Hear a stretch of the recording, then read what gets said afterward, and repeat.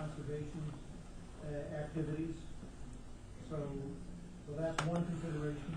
The other is, another consideration is the section 4B, B as in boy, 2 applicable, and that's the economic impacts. So the economic impacts is a consideration. The 2006 rule, we did eliminate a lot of land on the basis of economic impacts, and that was a study I referred to earlier that's being done now, but we may have different information that you want to share with us. And then I think consideration for landowners is our ranchers better off with 4D protection for their ranching operations. So, how can a community address fraud issues? Key thing is provide information to us about the appropriateness of the area for consideration as critical habitat. We can answer questions, maybe talk a little bit about the criteria that we use based on our knowledge of the biology of the species for land that should or should not be included in critical habitat. So the appropriateness is a key area where you'll want to think about providing us with information. And Arnold, maybe when we finish, as we get into discussion, Arnold can talk about the criteria that they use to develop this proposal generally throughout the state, to give you a sense of what criteria we use based on our knowledge of biology.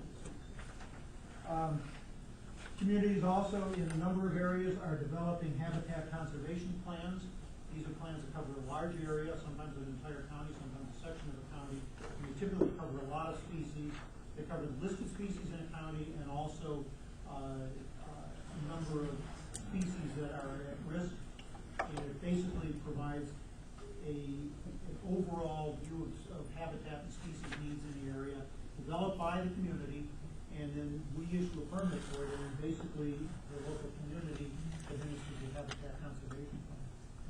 The value of it for individual landowner is you don't have to go through individual consultations on species impacts every time you're trying to do a project on the property. It's covered under the HCP, and it's essentially a permitted fee process that you go through rather than responsible process. So, habitat conservation plans take a lot of time, because it ultimately requires communities to get to a budgeting consensus on the plan. It involves landowners, developers, environmental groups, a lot of other folks, local government agencies coming to it, but we're seeing it be successfully completed in a number of areas throughout North California. So it's process. We do have funding available in an annual grant process for habitat conservation plans. There are planning grants that can help communities get started on developing a habitat conservation plan, and then after a plan is in place, there are larger grants for purchase of land for habitat conservation. If a landowner on an individual project can also develop an HCP for individual projects, but historically, that tends to be a fairly time-consuming process for an individual landowner to do. So landowners would prefer to have an easier way of dealing with consultations when they're considering land use. And then the use of the 4D rule, and scratch that out since I don't correct me on that. The 4D rule for the ranches provides protection for ranches and routine ranching operations. So with that, and the last one is information that's on the handout sheet. I gave you how to comment. Again, you submit comments. The preferred way is to go to the federal e-rulemaking portal. The address is the same one that's on the sheet, and submit your comments that way. You can send them by mail. You can hand deliver them, but they can only go to this address in Arlington, Virginia. You used to be able to submit them to our local office, but that option is not available. Any comments you submit will be posted on this regulation website. So you and the whole world, your neighbors and friends can see it. And if you want more information, you want the link to the Google Earth maps on the thing, you go to our website, which is also on there, and you find out more information, background, previous actions on it. And if all else fails and you can't get the information you're looking for, send me an email. My email address is on there, and I'll figure out how to get the information. So with that, is there anything that I haven't touched on here? I went through this quickly, I know, but trying to give you a picture. I guess one thing I would add in terms of comments,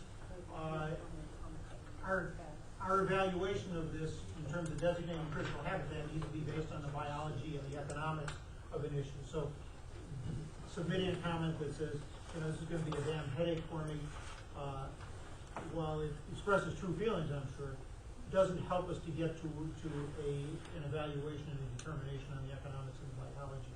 So it's specific information that is going to be most helpful to us in terms of being able to use your input in our completion of the final rule. So with that, do we start any questions? Arnold, did you have anything? Yeah, I just want to go quickly over, Alex mentioned some of the criteria that we use when we were designating the critical habitat. We based it on several factors. One was species occurrence, any records that we have either in our files or in the fishing games database on species occurrence records. We also looked at the biology of the species. Basically, the red-legged frog has a dispersal capability. It likes to move away from the ponds during the summer when they start drying out. So they'll move a distance away from these ponds, and there's been studies tracking frogs, and we use that information to determine how far away from the water feature that they're moving. What was the distance you used? The distance that we used was 2 kilometers, based on research that's been done on the frog. Was that a mile or more? About a mile to mile point A two. little bit more than a mile. And so from where they found that frog up to Columbus, like 5 miles, so why? Then one of the other criteria we use, because they can move quite a bit further than that, up to 4 kilometers away. We base it on the watershed of where the occurrence is. So occurrence is somewhere in there, I believe. Well, this is the watershed of that water feature coming down this direction here. Again, that's why But in the summer, there's no water flowing, so right, how? there's no water flowing, but see, if there's frogs in this area, they're moving out into the upland habitats, looking for, you know, a spot to stay out of the heat, basically, to survive in hot summer and dry summer. So they're going under logs, rocks, squirrel hole burrows, and things like that, just to stay, you know, find some moisture outside of that water feature. You know, some of the features dry up, some of it, and this we had the. Well, wouldn't they die? Because they have to have water. Well, that's why they're finding these sites that still have some moisture in them. But if there's no water, why would, you know, it's not making sense to me. Can I please let me Sure. finish? Thank you. Now, when we're doing our consulting on impacts to the frog, you know, there's certain things that people can do. There's avoidance measures when we're doing our consulting. You know, if you can show that you're doing some measures to avoid take of the frog, then you know you can get through the consultation process fairly quickly. You know, if you've got, so basically, if you've got a ranch and you're doing routine ranching activities, you're basically exempt from take of the frog. If you've got some other project going on, you can show some type of avoidance measures or conservation measures. You're, you know, depending on how severe they are or how minimal they are, you can get through the consultation process rather quickly. And when you look at the distribution of frogs in the Sierras, like we said, there's only 6 known locations in the Sierras that we know of right now that have confirmed sightings of frogs. They're widely spaced out. They're not large areas. So when we designated these, we chose the smallest watershed that we could find. If that area is inappropriate, if it's too large for that feature, that's the comments, that's the type of thing we're looking for. I know generally in putting the rule together, you pull back from heavily farmed areas and you pull back from the edges of urbanized areas, trying to avoid conflicts, and you look to get areas that were a good group of habitat where you could for the frogs, so you'd have an opportunity for the frogs to mix and to survive there, rather than giving just one little spot. Right, but in the case of Sierras, it is usually just one, you know, a single pond, single occurrence. So if they have water, they're not likely to move? They may move, it's hard to say. Sometimes they'll go down to the water feature, they'll breed there, then they'll move back out into the uplands. Sometimes they'll stay right near it, sometimes they'll move disperse up into the uplands. If you've got young frogs, they tend to just go out and they'll go look for another water feature somewhere else. Even if the water's year-round? Even if the water's year-round. In fact, most of the features where the frogs located are not year-round. It helps. I mean, it's just the biology of the species. I mean, if you got a pond that is a permanent pond, you tend to get bullfrogs and other predator species in there, and that doesn't help. Although red-legged frogs can exist with other predators and bullfrogs and mosquito fish, it doesn't. It's not their preferred habitat. What's their life cycle? How long? How long to Their natural life, they how long? live? Frogs? Yeah, 2 to 4 years, something like that. And when you have a find, how many are in that find? It varies. Varies on the size of the aquatic feature and habitat. How many were found here? I don't remember. We're going to open this up to questions, but in order to get everybody a chance to ask their questions, I want to try and, to begin with, limit it to 2 questions, one and a follow-up, and then once we get through the bulk of the crowd, if you have more questions, these fellows have agreed to stay basically as long as it takes. But if we can just start with the front row, and if there's any questions there, and then we'll just keep moving back row by row and see if we can accomplish what we need to that way. I got it. So let's go on, because you had a couple of, let's go on to the next one. Well, this is pretty, can I just ask one more? Sure, go ahead. Okay. Based on your presentation, the way I understand you propose a habitat is, you were saying it was supposed to be a good or important area for the species to recover. And getting back to this area proposed, 95% of that is dry chaparral. Now there may be a couple ponds there, but it's definitely not a good area for this frog to recover in. And if it is good, how did you determine that? Right. Well, for the Sierras, because there's so few occurrence records, we chose all the sites in the Sierras. We were looking for a distribution of the frog across its range, and we felt that the Sierras are a unique habitat for the species. Most of the species occurrences are, like Al said, in the coast range. And so the only other places you find outside the coast range are these 6 locations distributed widely apart in the Sierras. So we felt, based on an ecological basis for the frog, to protect this uniqueness, we decided that all 6 occurrences of the frog, there were 5 in the previous proposal. There was one recently, one from Placer County recently discovered that there was some new sightings since then. So we felt, based on an ecological basis and to represent the species, protection of the species as a whole, we felt that the Sierra populations were unique, and that all the areas where they were found should be designated as critical habitat. And those all come from the CNDEV? Yes, they're all in CNDEV. And have you read the CNDEV? Because there's only one occurrence record of 3 frogs reported from the CNDEV.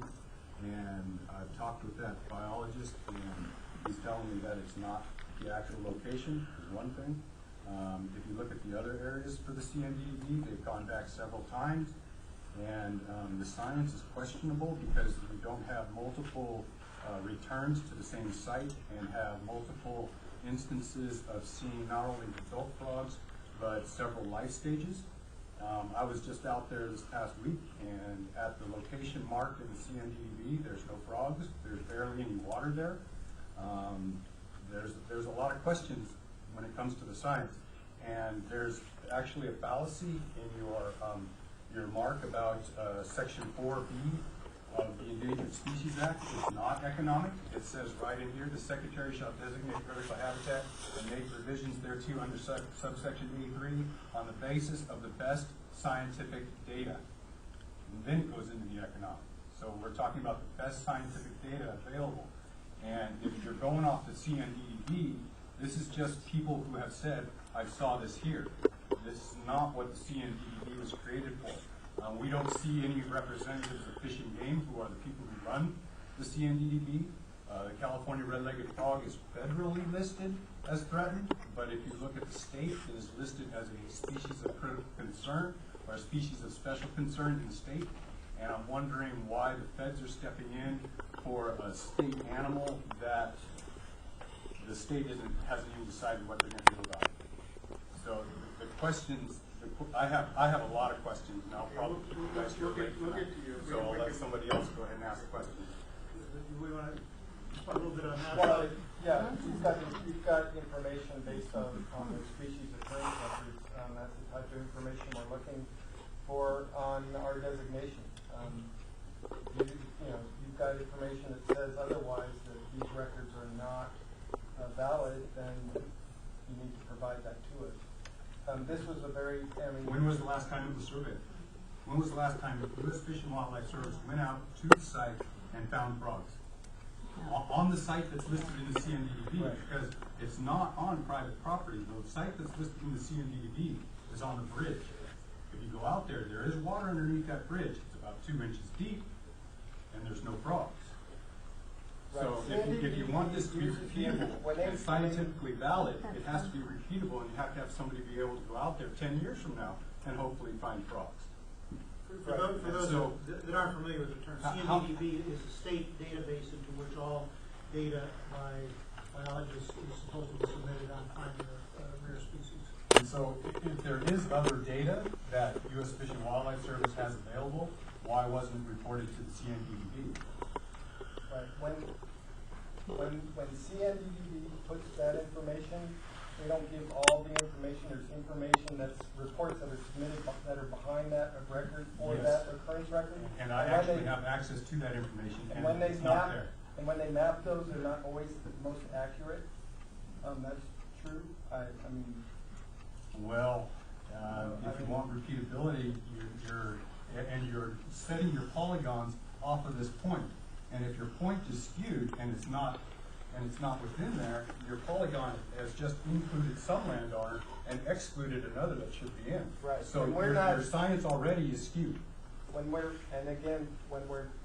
designated critical habitat, we weren't limiting ourselves to where that exact point was. We're not designating that single pond.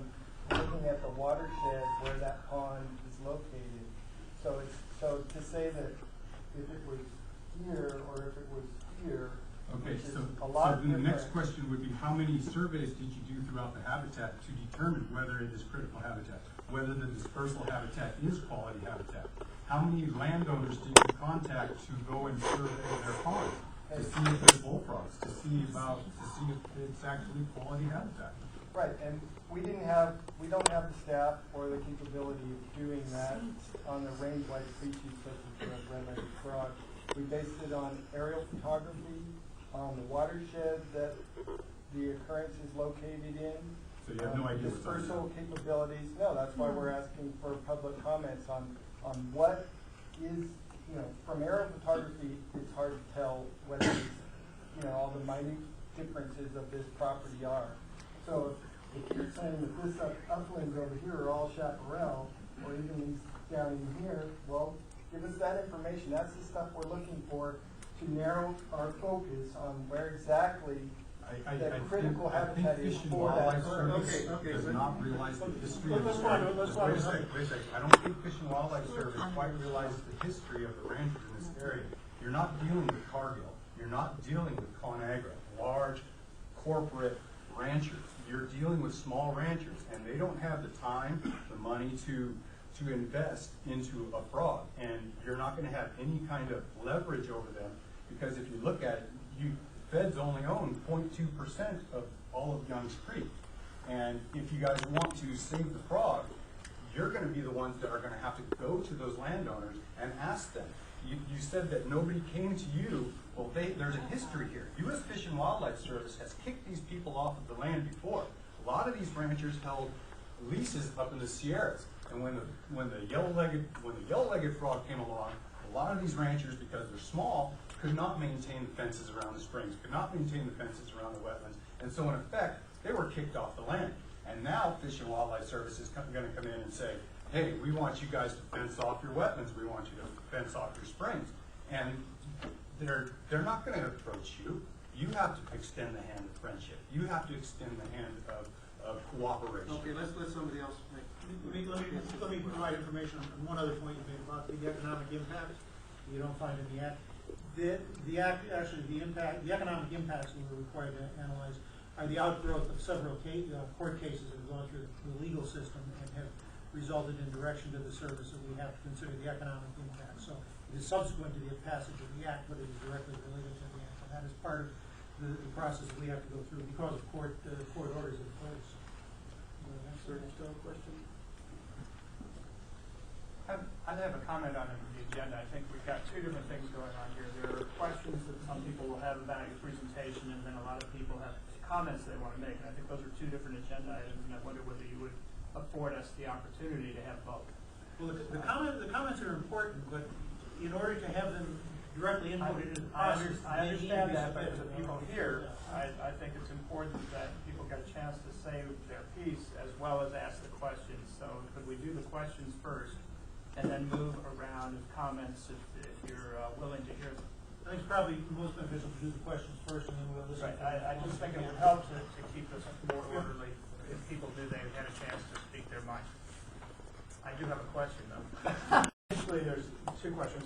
In your presentation, there was a blanket statement that something to the effect that on private land it would not restrict activities on private land. But I believe that that's a blanket statement, but there's some subtleties to the actual circumstances. I wonder whether you could outline those a little bit more. Some things I would imagine you can't do in some places, and I'd like to hear at least some detail of that on this.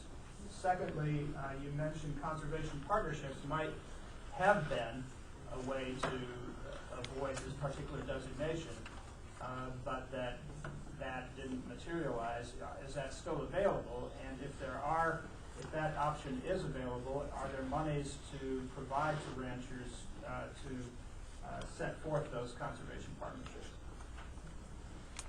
We do still have conservation partnership programs. I can't say exactly how much money is available, but we have been making small grants, and we have a number of biologists in the office who are working on it. If people are interested in a conservation partnership, let us know. Send me an email on it. If you'd like to talk to somebody about that, I'll put you in contact with the people who do those. We're not on the regulatory side. We're on the partnership side. We are working on that. We're doing it in a number of areas. And I can't tell you exactly how much money is available, but I know we have been making small grants to people, and they're typically for things like improving a stock pond, putting fencing up, that kind of thing. So if you're interested in that, send me an email asking specifically for that, and I'll put you in contact with those biologists. Do you know of any sources outside your agency? Because I know there are a number of ranches in this county that have got fish and game, state, fairly significant amounts of money, as well as some tax benefits at certain times. So I'm real curious about, I know you're not the only source of this, and I would hate to think that we're just dealing with small amounts, because that won't cut it. But if there are resources, we should know about them so that we can make up our minds about how to approach that question. Yeah, I'm not as well versed on those. I know we work with a number of groups. I mean, the Cattlemen's Association is one we work with, Farm Bureau on some things. There are other groups. The federal farm bill. The federal, yeah, NRCS, which is out of the Ag Department. But again, the biologists who work on these partnerships are good, familiar with these, and can stitch you together with the different groups that are doing that, because they're doing that all the time. All right, on the question, the other previous question was the general thing that you can do, what you've been doing on this land, or at least that's what I inferred from your remarks, but then there were comments that you could hear muttered in the back of the room saying, wait a minute, that's not the whole story. Yeah. Could you be more detailed, please? Well, if you pull up our 2000, the previous designation, and we've had it as well. And I know, in fact, the proposed rule November 2005, that designated this unit, or proposed to designate it the first time. It goes over the special rule that we did, we call it 4G rule, for routine ranching activities. And it didn't specifically going and say, well, you can do this and this and this and this. It mentioned generally some activities. It didn't want to limit those activities. That's why we didn't list them out, what you can and cannot do. There are some, but not a lot. You mentioned some. You can do some dryland farming. You can create fire breaks. You can create stock ponds, and maintain the stock pond that you have. As long as it's associated with running your ranch, as long as you're not going in and then converting now to vineyards or you're converting to houses, that's not a routine ranching activity. You may be the rancher. So if you're running cattle and you need to do something to help maintain your economic viability of your cattle to keep your land from selling it, then that would most likely be considered a routine ranching activity, and it would be exempt from take of frog. If you want to see the actual language on that, look on our website, look for the 2006 rule, and it's spelled out there. You know the actual language.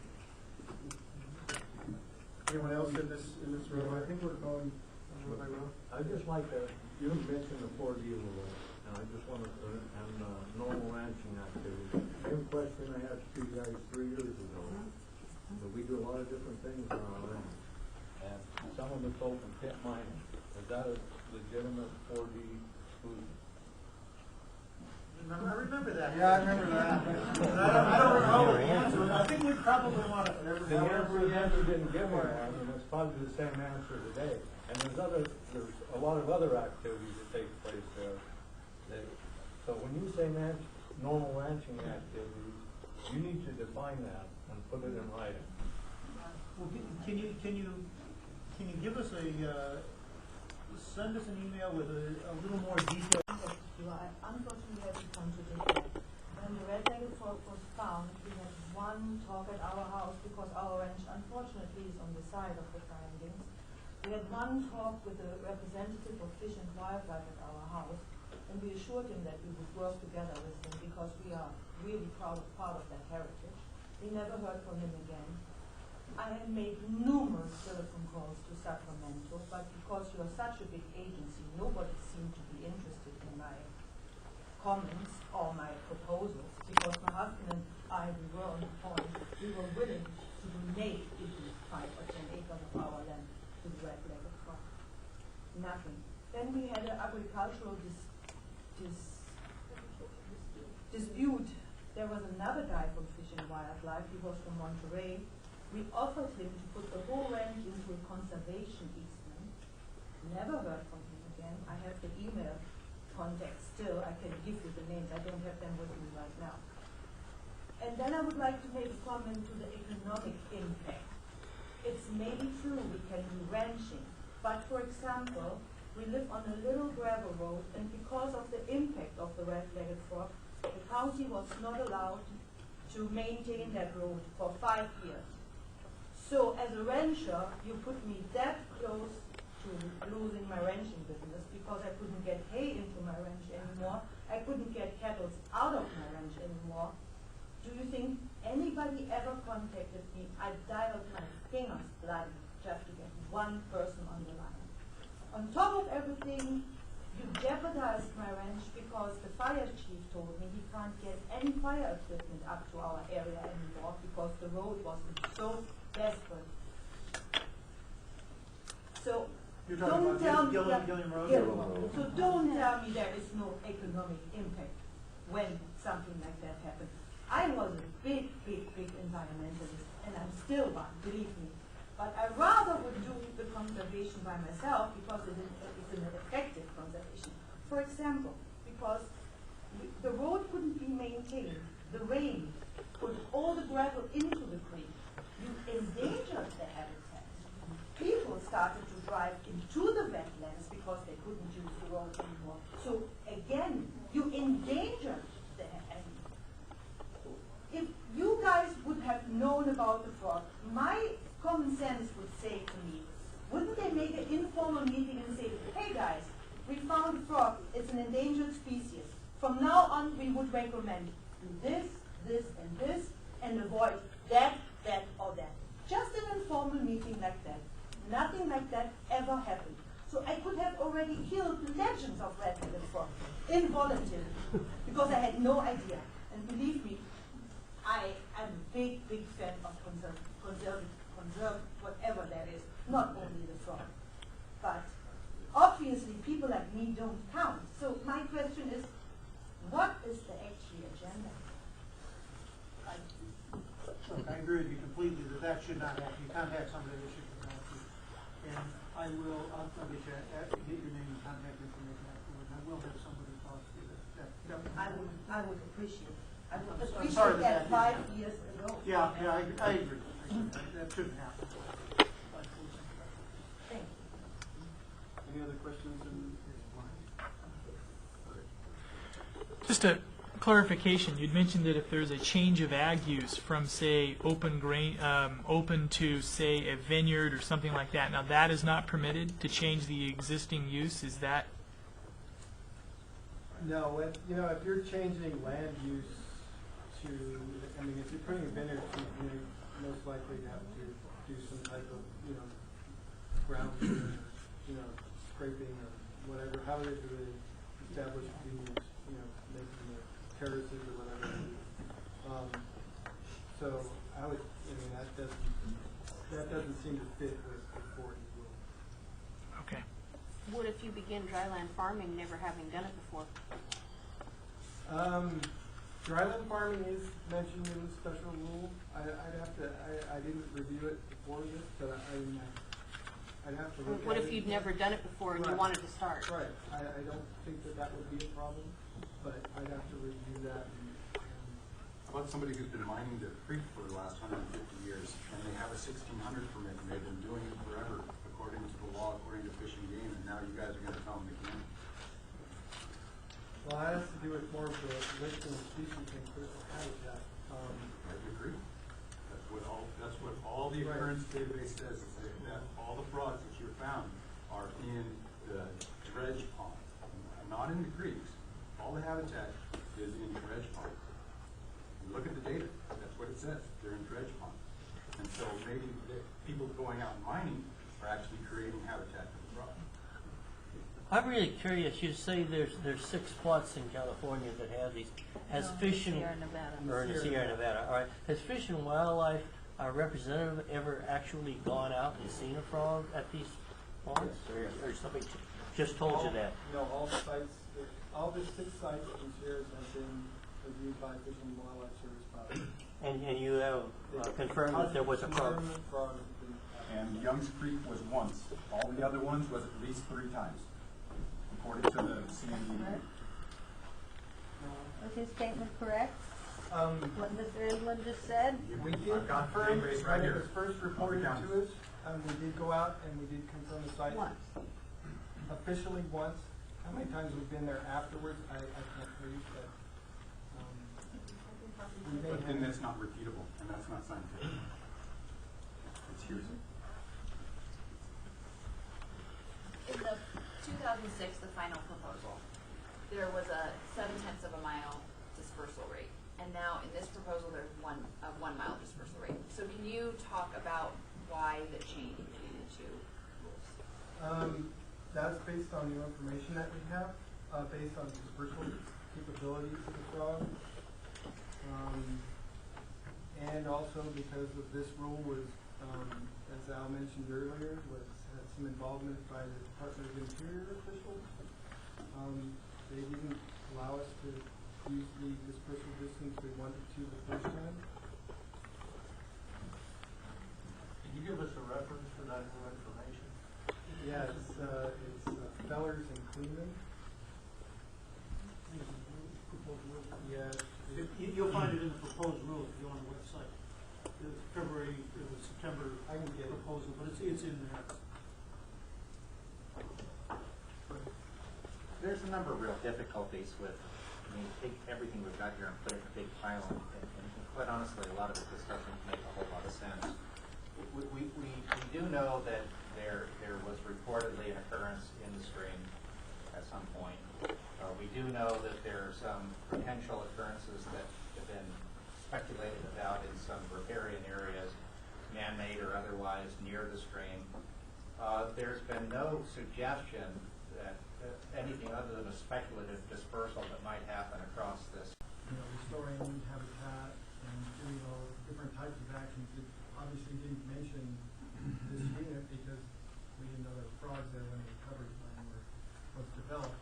But the recovery plan does outline those things to do to help get the frog off the list, which is, restore habitat and protect recurring zones. And it does outline some of those features that you mentioned that we should do.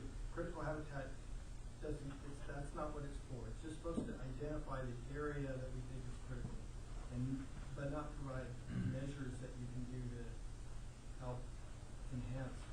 Well, the point being is that within these lands, they are so dry that they have any wet area, a refuge for dispersing frogs, is going to take people doing things, and their stock ponds and those management activities seem to be the only possibility out there. So continuing the existing ranching operations is an important asset but to designate the lands as critical habitat and to control their activities, I think not only, I think it would hurt the frog's chances more than help it. Quite honestly, it's what's going on out there without your interference that might actually work. I don't, other than the federal government coming in and buying up the whole thing and turning it into something it isn't, there's just. Fish and Wildlife Service addresses this in the proposed rule. Everything you're just saying on That's why 53515, it says conservation partnerships on non-federal land, and it says building partnerships and promoting voluntary cooperation of landowners are essential to our understanding of the status of species on non-federal land. And so that comes back to my question: how many people did you go out and promote these conservation easements with? I got a question that kind of leads into it. This might be a dumb question, but it might eliminate a lot of questions. Is this proposed habitat, is it voluntary, or how much power do you have? Because I think everybody in here, all the landowners are against it. It's non-enforceable. Now they're going to come out and tell you you have to enforce it. We're civil service employees, we can't get it.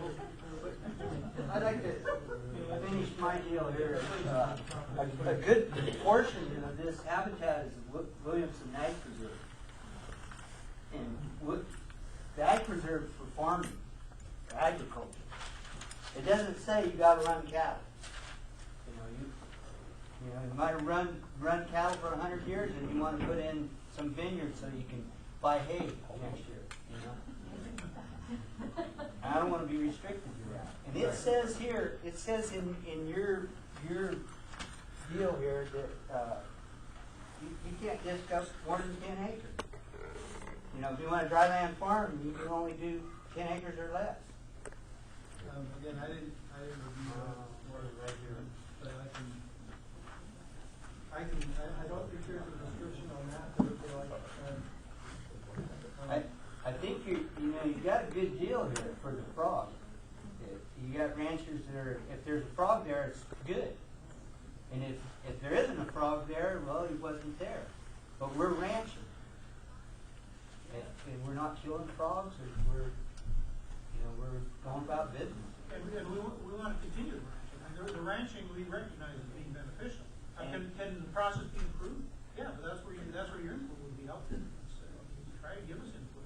I've heard several things here that suggest ways that we can improve the process. And give us some feedback on that in this process. As I say, we do have people who are in our partners activities who are working with landowners and small groups in different areas around the state. I don't know if we have any directly going on here, but they are trying to find ways to make this work. They recognize that keeping you folks viable in your ranching operations is important to this species and the other species that exist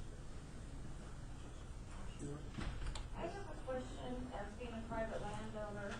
If we were going to do something like build a hay barn or another house for our daughters or something, not splitting the property but keeping it one piece, what do you have to go through? What's going to happen with the county permit system if it's saying that if it does say critical habitat on it? I can't answer the portion of it, but as far as, you're maintaining the ranch.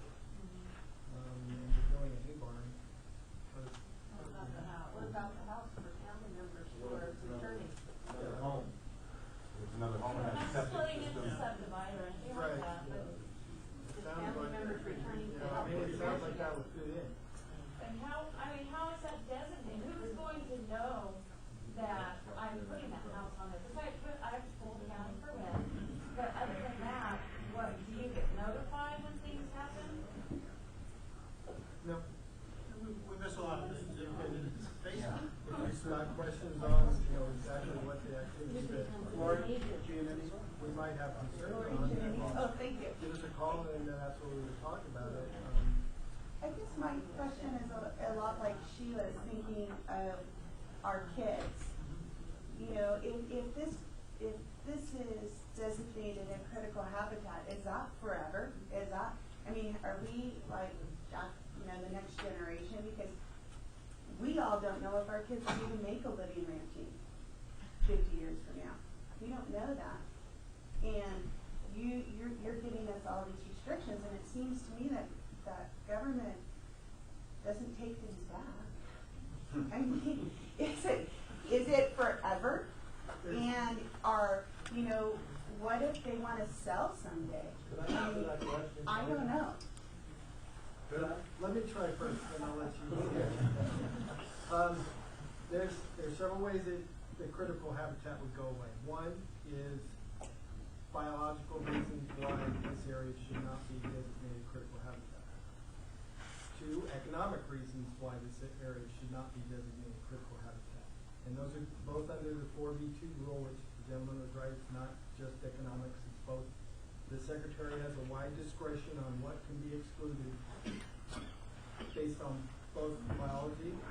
So if you've got something that is better, it's a conservation agreement say it's in place that's better than the critical habitat, provides better protections for the frog, and that type of thing, then the Secretary of Interior can exclude this habitat. That's what happened before. It wasn't an economic exclusion. It was a partnership.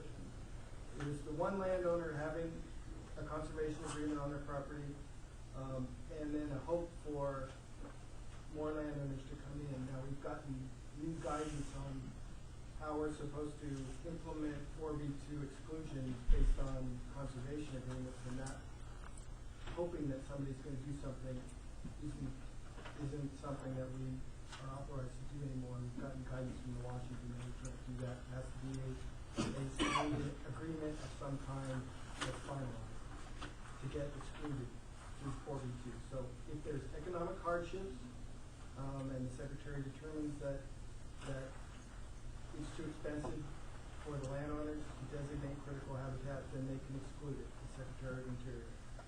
Okay, then also for conservation measures. Third one would be if the species gets delisted, recovers, critical habitat goes away, obviously.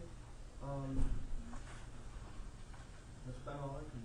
The fourth one would be whether if an HCP gets developed. If the county gets together, or a portion of the county gets together, or some landowners get together, and to say we're going to do this habitat conservation plan for the frog, if that gets signed, then we'll go back in. We'll say because the measures outlined in the habitat conservation plan are better than critical habitat, there is no longer any critical habitat for this area. My turn? Okay, the answer is it is designated critical habitat. Your chances of it ever coming out are almost slim and none. In 1973, when this act was passed, there was approximately 1,351 animals listed as threatened or endangered. To this date, 36 years later almost, there's been either 12 or 15 of them removed. So with past performance, the chances of you getting rid of this red-legged frog habitat in the next 36 years are slim or none. And even the 36 years after that. Can't give you a glimmer of hope for different species. Yes, please. Now, the elderberry longhorn beetle, we did a 5-year study of that a couple of years ago, completed that, found that that was, had come back well, and we are working on a proposal to delist that species. That one was figured into the 12 to 15 that I had. One more question. How much has all this cost so far? Huh? Taxpayers? The federal government? Yeah, I mean, boy, this is a lot of work for you guys for 3 frogs. I mean, I'm not being sarcastic. It just seems like there's bigger things in life. I mean, what they, you know, working around since 2000. $8,000. It's a lot of money though. It's frustrating to us too. Like to do that, human beings like to do it right and get it done and move on. If there's somebody that hasn't had a question yet that would like to ask. Your statements earlier, and I just want to know if this is, I've got this right in my head. It sounded like that as long as I'm not using federal money and involvement on a project on my land, then I can build, I can pave, I can do whatever I want to. You can, there's still generally. The Red-Legged Frog protocol on their projects, and I guess the offshoot of that is, have any of those protocols been done in this area, and have they resulted in any? I mean, because under CEQA, you will have to do a study. I mean, if you're doing anything that requires a CEQA review, there's not going to be a negative dash anymore for any projects in this area. So, and as you say, that's since '96. So, how many red-legged frog protocols have been done, and basically, what are the results been? I'm assuming there's been protocols done, but no actual location of anything. I probably wouldn't be the best person to answer this because I've only been at the county for just a few months, but I am unaware of any specific protocol surveys that have been done in the Youngs Creek area. But there have been a few protocol surveys that have come in. There have been instances where protocol surveys have successfully shown that the species is not at that site, and then development can go forward. Another possible outcome is that a request for a protocol survey on a specific site can be denied on the basis of the U.S. Fish and Wildlife Service having information that the species is already there. So there are a variety of different outcomes that can happen. So you're saying the Federal Fish and Wildlife Service could deny a request for protocol survey on a project in this sort of habitat based upon its designation to say you can't get out of the problem by showing that they don't exist? They don't generally deny it based on the presence or absence of critical habitat.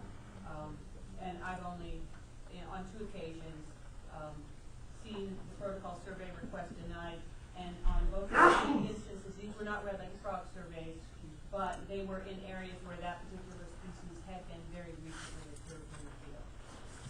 So there are some grounds for denial. What is a protocol survey? When is it required? Protocol is, certain steps you have to take to make sure that you're properly looking for the frogs. There's protocols that have been established for how to look for a frog. Those are something that we make project applicants do if we believe that red-legged frogs are in the area. Before you do a plan, is that what you're talking No, about? before you do an habitat? when we get a consultation in going on.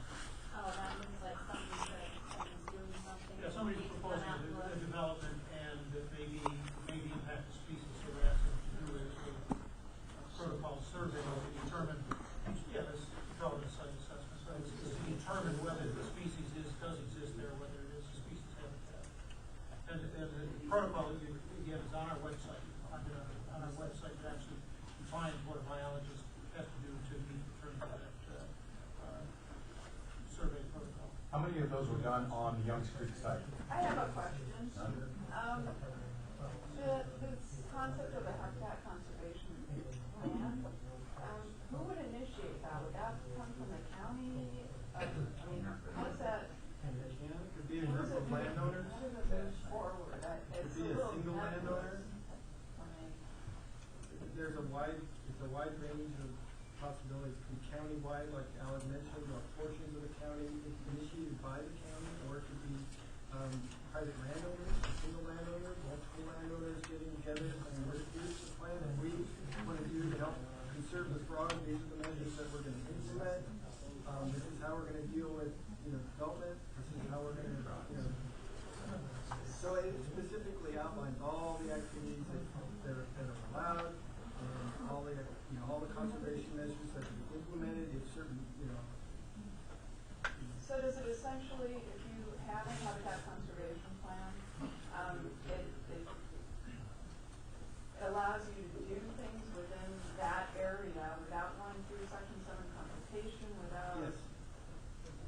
what we do is when we take the plan itself and we do a consultation on just the plan, and if we find that it's okay to do that plan, it's good for the frog, we issue a permit. And as long as you're, has a certain time frame that it gets implemented, that it's good, the permit is good for. But as long as you're following the measures that are outlined in the plan, we don't have any further say. Is there an existing county habitat conservation plan that deals with red-legged frogs? Yeah, East Contra Costa County, just the eastern portion of it, last year, maybe, or the year before, implemented a habitat conservation plan. It's multi-species. For the female species, that's what happens is they'll take, all the listed species, all the federally listed, state listed species are concerned. So you can identify how large, what the scope is of what species you want to conserve. And what it does is identify areas that are high value for those species. Those are the ones that are designated for preservation and protection, but it's only willing landowners who sell their lands within that area. And other areas that are lower value, the spaces are freed up for more intensive uses. And so once the plan is in effect, it takes time to negotiate, of course, and there's a funding structure for it to put it together. We issue the permit, and basically you go into the county, pay your fee, and you get the permit. So this is the way these work. They do take time, but they are. How much time? They usually take 2, 3, 5 years to. It depends on how much. You got to basically get everybody, all the interests in the community, in agreement on it. Nobody's going to find it perfect, so everybody ends up giving something. But if you come up with better protection for the species and habitat, you cover all the species instead of dealing with this one.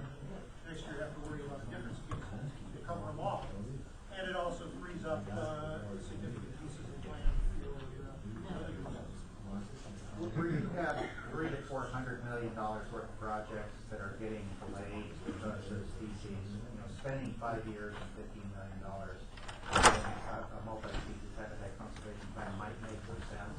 But where you've got landowners that are dry land ranching acreage that's marginal, to suggest that they're going to have the county spend $2 to $4 million doing an ACP on a species that maybe has 3 individuals. It's just an ACP really. That's I don't.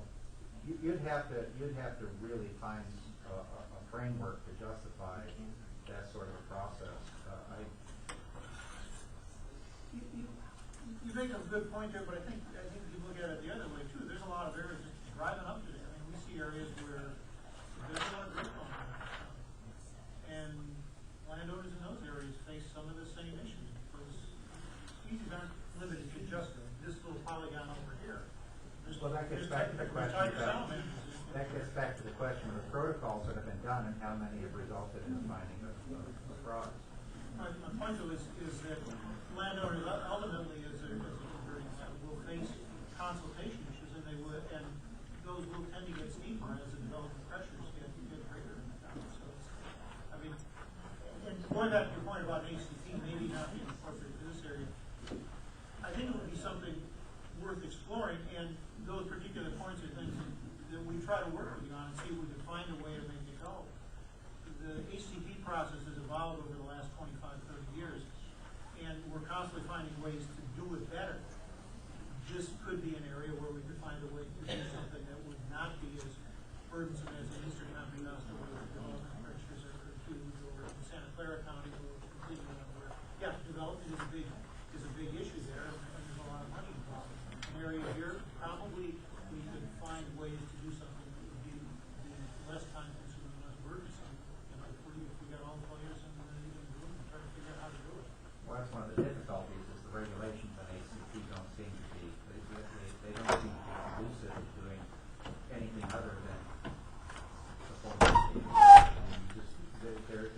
there's been projects proposed, but I don't know of any small ACPs that have ever been able to get very far in the process.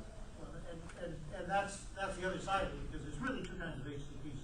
regional ones, and the individual project. And yeah, the individual project going out and doing an HCP, that is a pretty tough process for a single landowner to do. It's probably, if most of them don't desire to do that, they'd rather find an easier way to do it. But a regional HCP kind of lightens the load on everybody because it shares it. So an individual project HCP is a tougher thing to do eventually. We're talking about the economic impact, and you're talking about how some of the other areas are developing. Okay, and I think some of the questions have been asked. You know, what happens to our kids down the road? We've invested in this property, and down the road, maybe if we pull it out of the Williamson Act, maybe we split it up into 5 different parts. It's developing everywhere. Now, is that not an economic impact on myself, on my family, on my property?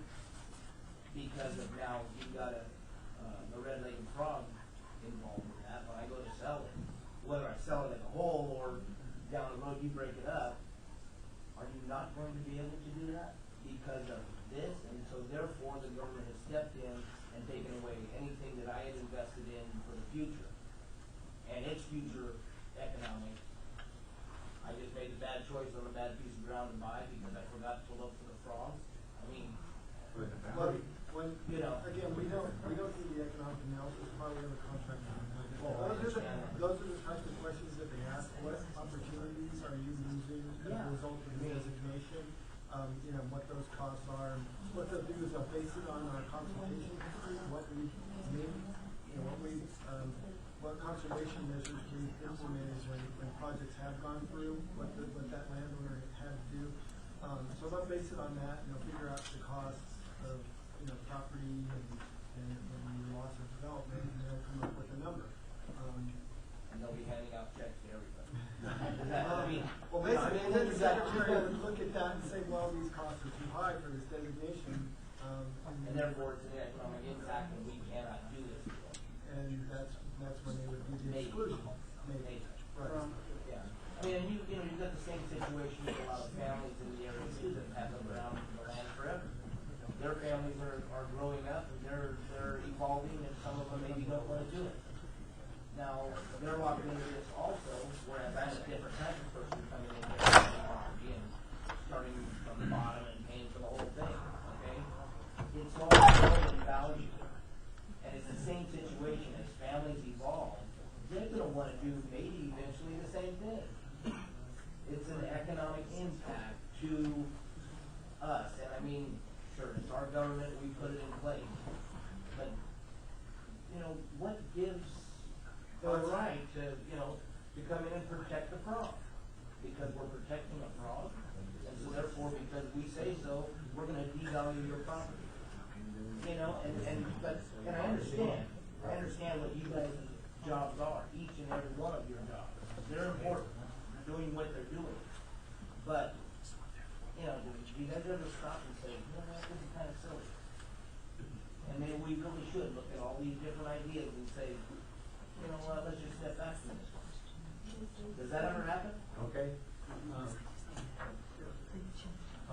This morning I read the public comments for the previous proposal, the 2005 proposal, and there were many good suggestions on how to better preserve and recover the frog. Were any of those considered, and if so, which one? Well, again, based on, when we're doing consultations on a project, you know, we implement, you know, measures to conserve the frog. This designation, previous designation didn't go through, and it was excluded based on recommendations by, you know, Okay, but by you. these are still very good ideas, and something that the U.S. Fish and Wildlife Service could have used to maybe try to do something with this habitat and conserve these frogs. And one of the better proposals was to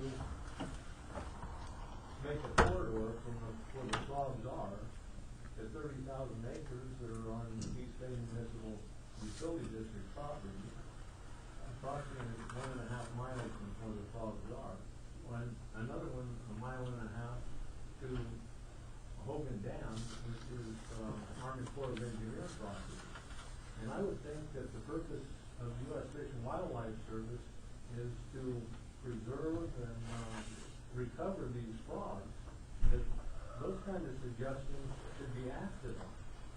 But I feel like I wasted my time in 2005, and I'm probably wasting my time here. If you don't take these suggestions and do something with them. And the last time it was rejected because we had one landowner putting into forestry. They are proposing we have 220 acres. Well, then you have already two landowners with a big chunk of it, and leave the others alone. I think that is the better way to go. Instead of fighting with people that don't want it at all. In fact, that would make me very positive. I'm saying work with me, Yeah, not I agree. talk to me. I think communication is the main issue, because nobody ever communicates with us. We were presented with facts and we have to deal with them. So none of us ranchers is that environmental cost we try to pay. All of us try to preserve, because we have realized by now on what treasure we sit, not money. Then, you know, when what we destroy now will go on forever. So what you guys have to do is communicate with us. That's the key. So, and then we find a way. If folks signed up on that list, and I assume everybody that signed on there, on those sign-up sheets that went around would like to be on the list.